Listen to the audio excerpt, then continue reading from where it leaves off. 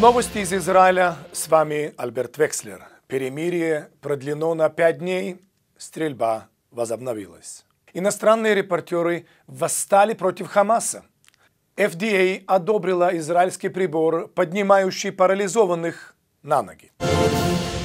Глава палестинской делегации на переговорах в Каире Азам Аль-Ахмад объявил, что стороны договорились продлить прекращение огня еще на 120 часов, то есть еще на 5 суток, до конца понедельника. Объявление о продлении перемирия последовало на фоне возобновления ракетных обстрелов из сектора Газа.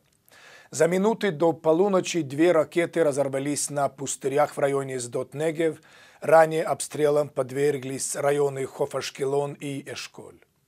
В общей сложности на израильской территории разорвались 5 ракет, пострадавших и разрушений не было. Цахаль нанес удары по сектору Газа в ответ на ракетные обстрелы.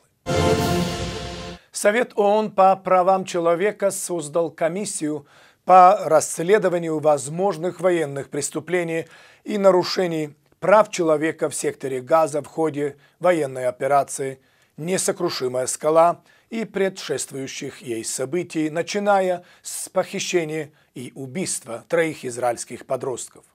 В МИД Израиля уже заявили, что выводы комиссии предрешены и известны заранее, так как ее председателем назначен канадский профессор международного права Уильям Шабас. В ходе встречи с губернатором Нью-Йорка Эндрю Куомо премьер-министр